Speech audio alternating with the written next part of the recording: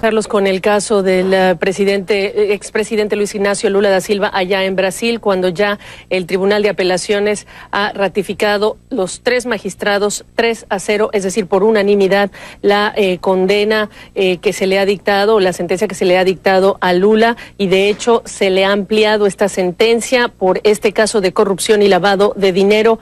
Francho Barón está aquí conmigo en el set para hablar de esto, que es una derrota muy dura para Luis Ignacio Lula da Silva. 3 magistrados condenando por unanimidad al expresidente de Brasil. Bueno, Gaby, efectivamente es el peor escenario, sin duda alguna, que podía presentársele hoy al expresidente Luis Ignacio Lula da Silva, tanto João Pedro Guebrán Neto como Leandro Paulsen como Víctor Laus, es decir, los 3 magistrados que tenían hoy en su mano, digamos, los designios o el futuro político del expresidente Lula da Silva, se han pronunciado con una unanimidad aplastante y sobre todo inusitada. Realmente yo creo que pocos analistas en Brasil hoy esperaban que el pronunciamiento fuera tan contundente. No solamente estamos ante una confirmación por unanimidad de la condena que ya le impuso hace algunos meses el magistrado Sergio Moro a 9 años y medio de prisión, sino que además los 3 magistrados coinciden en que hay que aumentar la pena de cárcel a 12 años y 1 mes de prisión.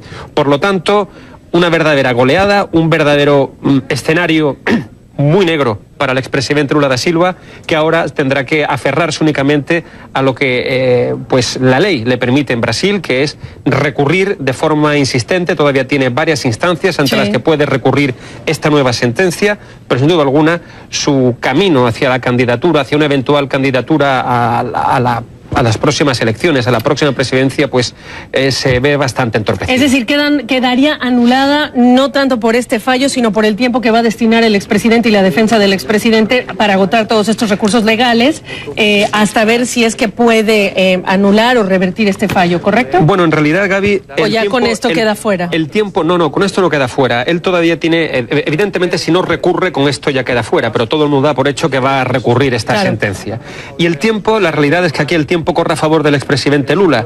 Cuanto más tiempo se arrastre este desabrido, este amargo proceso judicial, habrá más posibilidades de que no se le pueda aplicar la ley de la ficha limpia, la denominada ley de la ficha limpia, y por lo tanto que en ese caso quede fuera de la carrera electoral. Recordemos que la ley de la ficha limpia establece lo siguiente, que un candidato que tiene en su ficha policial, digamos, en su ficha criminal, una condena por motivos criminales, pues no pierde automáticamente el derecho, queda automáticamente inhabilitado a concurrir a unas elecciones. Bueno, mientras esto no sea firme, no se le puede aplicar esta ley y por lo tanto a lo que al expresidente le conviene es arrastrar esto lo máximo posible para ver si llega a ese límite temporal con una no decisión judicial y por lo tanto poder presentar su candidatura. El registro, por cierto, de candidatos entre el 20 de julio y el 15 de agosto próximo. Recordemos que las elecciones en Brasil son en octubre. Francho, más temprano estábamos hablando de ese contexto, el caso Lavallato, a la figura que toca, la más alta figura que puede haber tocado este caso de corrupción de pago de soborno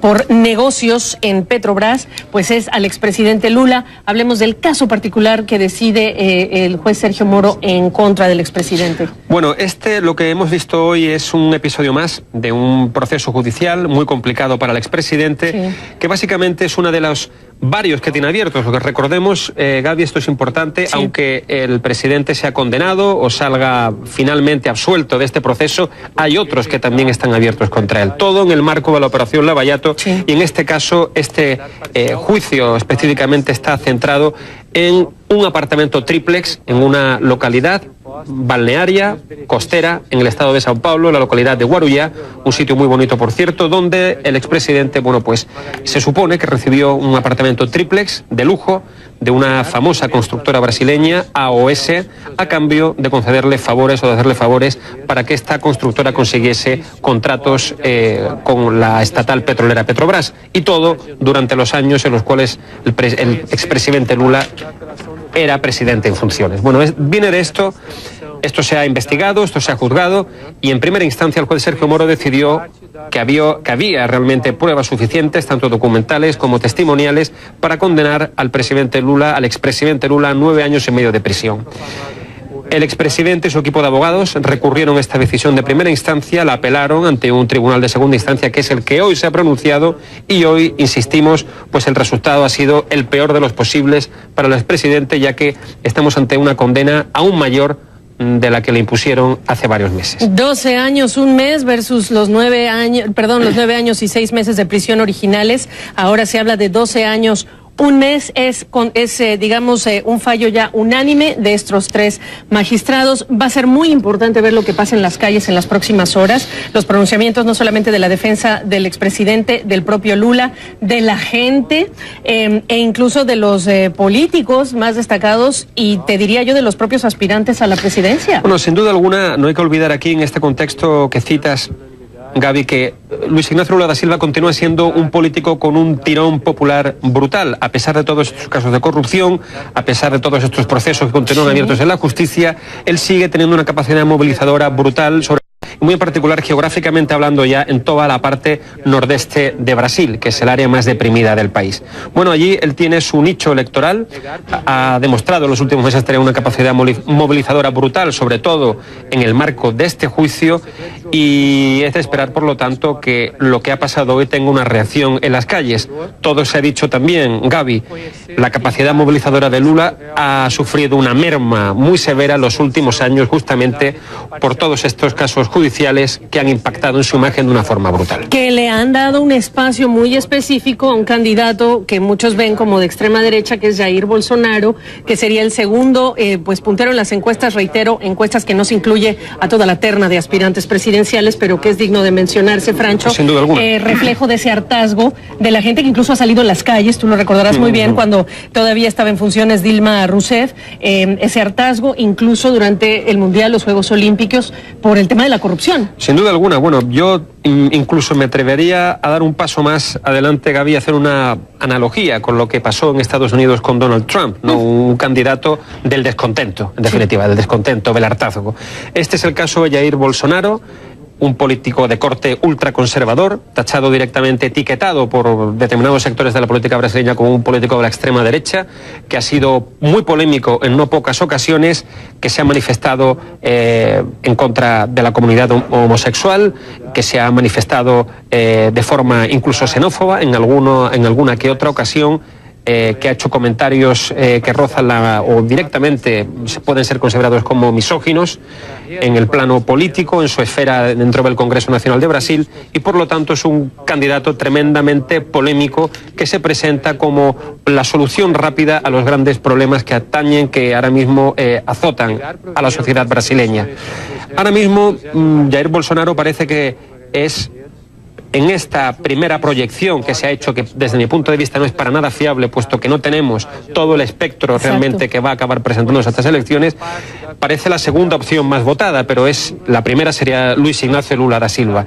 Pero es importante que pongamos en cuarentena estos datos, claro, porque hasta que no sepamos quiénes realmente van a presentarse del lado de los partidos que han sido los que han mantenido un poco el fiel de la balanza en los últimos años de la política brasileña, el PSDB, el PMDB, no podremos tener un panorama más claro de cómo sucederán las cosas en la carrera electoral. ¿Y cómo se va a procesar entonces en la opinión pública, ya pensando en la inclinación en favor o en contra de candidatos o aspirantes a la presidencia, a Plan Alto, pues a llegar en Plan Alto en octubre? Pues hasta no tener esa claridad no vamos a ver cómo se van a pronunciar los distintos sectores de la población. Cierto sí es que veremos pues las reacciones en las próximas horas en muchos puntos de Brasil, Francho. Sin duda alguna, sobre todo en Porto Alegre, donde en las últimas horas llegaron varios autobuses de movimientos sindicales, de movimientos sociales, en apoyo al expresidente Luis Ignacio Lula da Silva, en el que ha sido también su semillero electoral el nordeste de Brasil, en São Paulo, una capital donde él también ha tenido grandes apoyos en la calle en los últimos años. Esto, lo de hoy, sin duda alguna, Gaby, no va a dejar indiferente a nadie en Brasil. Y no se va a quedar callada, supongo yo tampoco, la destituida presidenta por juicio político, Dilma Rousseff. Por supuesto que no, ya que como el propio Partido de los Trabajadores viene vendiendo por tierra, mar y aire, ¿no?, en los últimos meses, lo que se está produciendo en este momento con Lula no es más que la culminación de un golpe de Estado que se inició con el impeachment, con el juicio político que se le hizo a la expresidenta Dilma Rousseff. Bueno, pues el veredicto de los brasileños lo tendremos en imágenes en las calles en las próximas horas. Lo cierto, reiteramos, por unanimidad, los 3 magistrados de este Tribunal de Apelaciones ratifican esa misma sentencia contra el expresidente de Brasil y de hecho la amplían a 12 años con un mes. Por cierto, el veredicto de los inversionistas hasta ahora, el índice Bovespa, Francho, más de 3% arriba. Efectivamente, la bolsa sube, el dólar baja, parece que el mercado, que el sacrosanto mercado, no le gusta mucho el Partido de los Trabajadores ni Luis Ignacio Lula da Silva. Así es, todo esto mientras el presidente Michel Temer se encuentra en Davos hablando de lo que es el programa de gobierno que todavía tiene para su país, junto con otras autoridades financieras petroleras de Brasil, en esta jornada que ha sido histórica para la vida política de Brasil y de los ciudadanos. Bueno, nosotros vamos a regresar en menos de una hora con una edición completa de noticias, incluyendo, por supuesto, esta en Portafolio Global. Gracias, Francho. Gracias a ti, Gaby. Los esperamos.